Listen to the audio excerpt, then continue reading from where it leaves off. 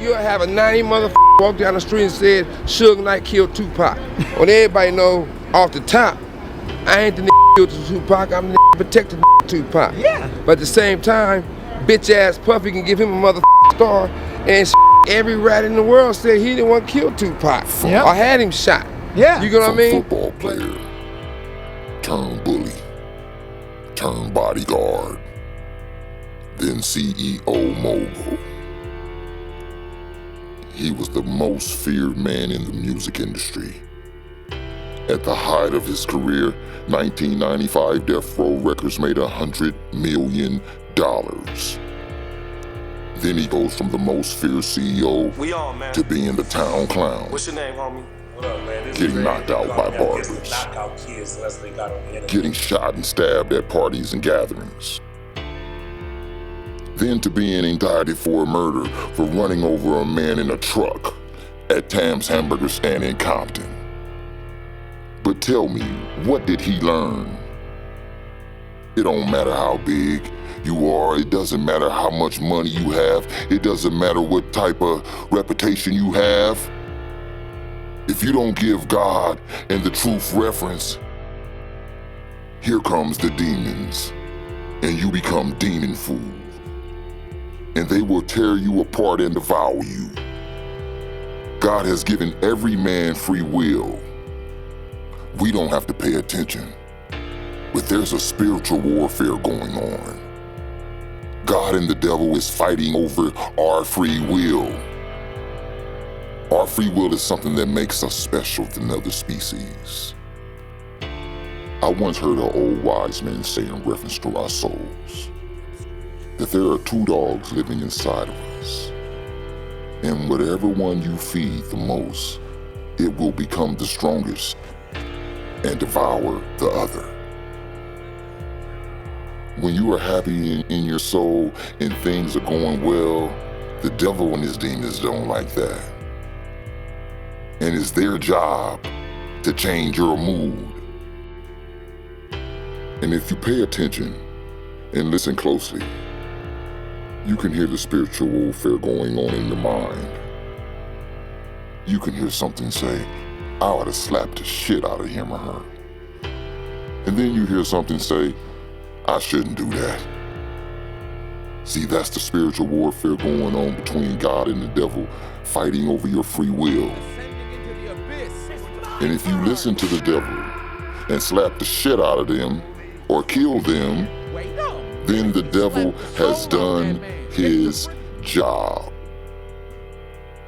He'll never tell you about the consequences of your actions for following him. We usually don't figure that out until it's too late, after the consequences of our actions have caught up with us. And when you're sitting in a jail cell, you will notice that you can't hear the devil anymore. You can only hear God's voice. You can hear the voice of God saying that you should have not done that. And you agree in your mind and in your heart. You can hear God say, all I had to do was just go the other way. You think of 100 things you could have done besides what you allowed the devil to talk you into. And then you get remorseful and start talking to God from your heart, saying, if you just let me out of this trouble, I'll serve you. And now the devil is gone. Off to the next person, that he may deceive and destroy and devour and trick into the same situation. So this we must know. We must know the truth and follow the truth. And know the voice of God and follow it when the devil comes to deceive us. Because you don't want to have to listen to the truth when you're behind bars and in a jail cell. Right, Suge Knight? With no other options but to see the truth and the light. But what's funny to me is when God delivers us out of our trouble, we promise to do right by God and the truth.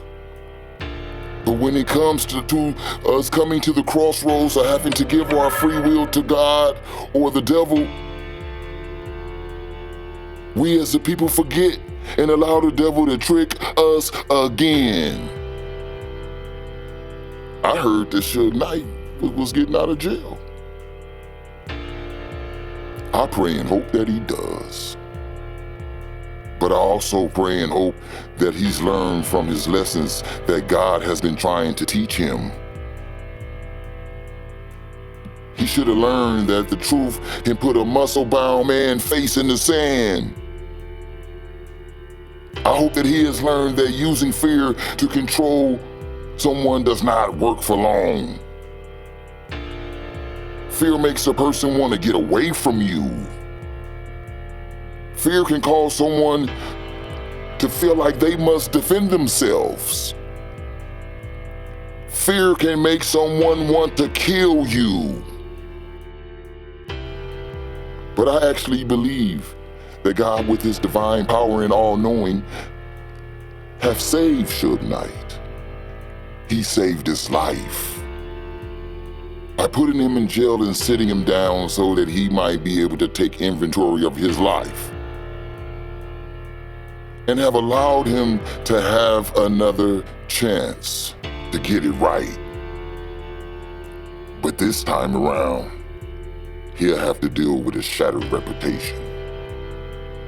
No riches, and a body that Father Time has had his effect on. And these type of things, with age, has a tendency to humble a man. If you are living in a lie, the truth sooner or later will catch up to you, and you will see the light. It's just up to us as a people to walk in the light. What's your name, homie? And correct ourselves when we are wrong, so that we will not have to continue to pay the price for our wrongdoing. Long live the truth. Long live the light. And I hope Suge Knight does the right thing with this next chance that God has given him. Roughed one of my bodyguards up. They roughed everybody else and my whole entourage up. Suge took me out on the balcony, started talking to me personally. On the balcony? On the balcony, high above, like 15 floors. He had me look over the edge, show me how high I was up there. Were you scared? I needed to wear a diaper on that day. About me, I don't care any Hollywood, any on the streets, especially Hollywood rappers.